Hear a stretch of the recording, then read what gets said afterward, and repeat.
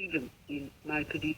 Players of Eyimba and present league leaders Wiki Tourists are top on the 25-man squad in the Nigerian Professional Football League All-Star team released on Friday by head coach Salisu Yusuf for the friendly tour of Spain. Coach Salisu said the selection was based on performance in a 2-week campaign. The league management company, organizers of the Nigerian Professional Football League, has announced that all the Eyimba players in the All-Star team will travel directly from the tour of Egypt for their CAF Champions League fixture against Zamalek. All the 25 players have been notified that the last phase of camping begins on Monday in Abuja. And still on the league management company, it has postponed the March the 29th of the Nigerian Professional Football League game between Rivers United and Ikorodu United. The postponement was at the request of Rivers United following an auto crash involving the club's official vehicle on Thursday in Ndele, Rivers State, which left several players and officials injured. In a release signed by the Chief Operating Officer of the LMC, Salisu Abubakar, the request of Rivers United to postpone the game, which was based on medical advice, was granted. A new date for the fixture is yet to be announced. Rivers United is currently in third place of the Nigerian Professional Football League standing with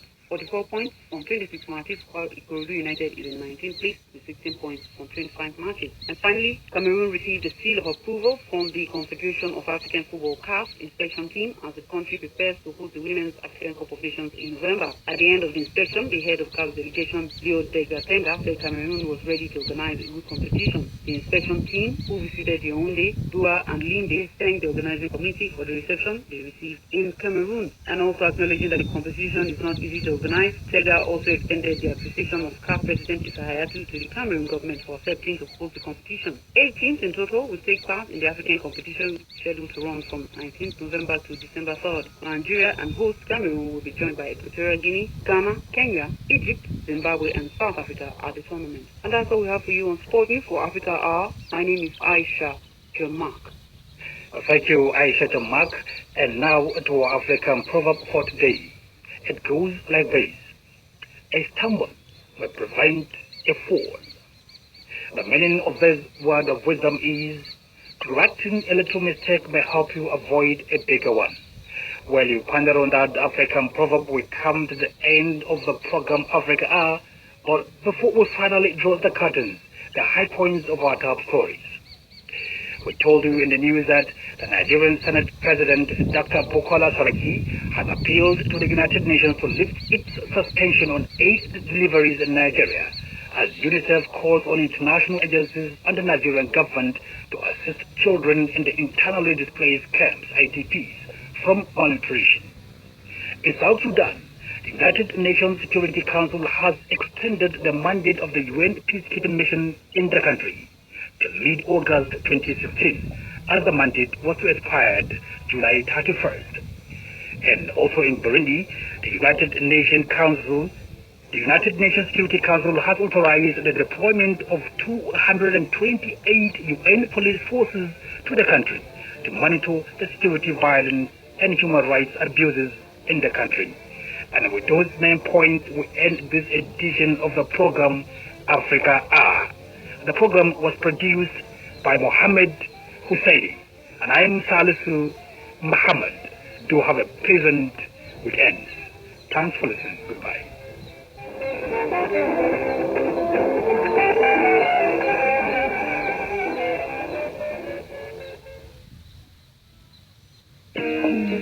Welcome to episode 55 of Can True Love Withstand the Test. In the last episode, all had a heart-to-heart talk with Lara, and she advised him to just go to Sandra instead of trying to call her. Here is time, thank you. You can keep the change. Thank you. Sandra. What are you doing here? You scared me. I really don't want to... I've been waiting outside for the past 4 hours. Why? To beg for your forgiveness. I know what I did is unforgivable. Then why are you asking for forgiveness? Because it's the only thing I can do. Sandra, please. We all make mistakes. Forgive me, please. You can't tell me you've never made a mistake. I've never betrayed you, Paul, by sleeping around.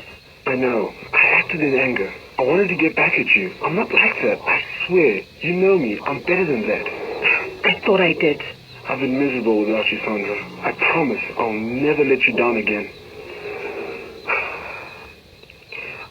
What if I promise you that I'm ready to get married now? Will it be for us to start making plans for it? Do you really mean it? Can we have sex now? What? Just kidding. But let's set the date already. Imagine a world where people recognize the consequences of their choices and learn from their mistakes. It's possible, and it begins with you. For more information, visit www.itbeginswithyou.org. This is English Service, the Voice of Nigeria. It's now 19 hours Greenwich Mean Time for politics today.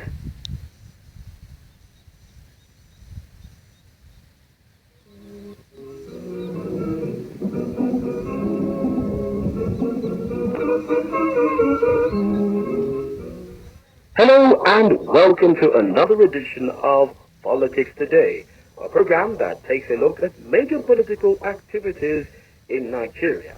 In this week's edition, our focus is on political parties and democracy in Nigeria. Stay tuned for details, but for now, let's pause for some political tidbits. I'm Mazino Dixon.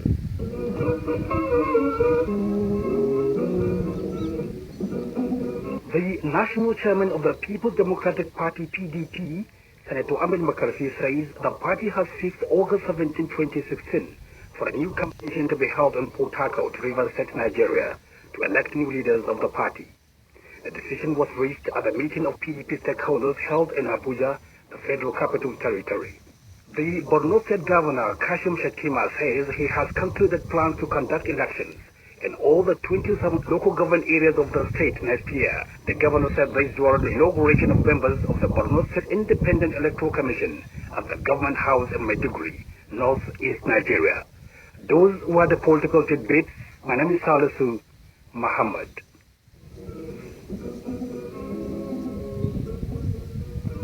Welcome back. This is Politics Today, and it's coming to you from Voice of Nigeria. Undoubtedly, political parties are the engine room in any democratic sector of the world. In a democracy, political parties represent the aggregate political interests of social groups, facilitating the participation of various groups and individuals in the nation's democratic system. It also provides alternative policy-making platforms and a platform for collective peaceful action and reaction, as well as preparing and presenting candidates for elected offices. Politically, even when the ruling party is at the helm of affairs of government, the opposition parties are expected to help in educating, articulating, and aggregating issues that they believe the public is not well informed about, that will make their own opinions clear, thereby keeping the ruling party in check and on its toes.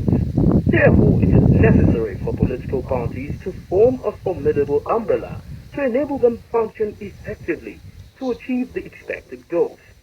The Inter-Party Advisory Council, IPAC, the umbrella body of all political parties in Nigeria, recently organized a one-day conference to discuss the role of political parties in strengthening Nigeria's democracy. The conference, which took place in Abuja, Nigeria's capital, attracted some government functionaries and representatives of political parties to look at what went well and what went wrong in past elections, and the way out to tackle the challenges ahead of future elections in the country. Speaking at the occasion, Nigeria's Vice President, Professor Yemi Oshibajo, remarked that viable opposition political parties are vital instruments in assisting the ruling party live up to its responsibilities. Professor Oshibajo noted that the present administration would not withhold any opposition party, but require them to assist in educating the public on good agendas and achievements of the government in power. The Vice President was represented at the occasion by Mr. Babafemi Ujudu, the Special Advisor to the Vice President on Political Affairs. Without a vibrant opposition, democracy will not grow. Therefore, you should do everything possible to make sure that this democracy is sustained and also that to the benefit of all Nigerians. And we want to reiterate that the government of President Buhari do respect all opposition and regard the opposition as very vital to the survival of democracy. Therefore, we would like to correct the impression that the current war on ground is directed at the opposition. It is not so. The security chiefs and the anti-corruption agencies and not even investigating campaign funds. No, it has not yet got to that. What the government is doing is to ensure that money meant for essential services are not diverted into promoting candidates to office. It is a very pitiable situation when we have the national emergency by the crisis in the northeast of the country on our hands, and money is voted to fight insurgents, and that money is diverted into campaign purposes. Dr. Ali Yahya was the chairman of the occasion. He described the one-day event as putting square pegs in square holes, especially now that the country is enjoying democracy. This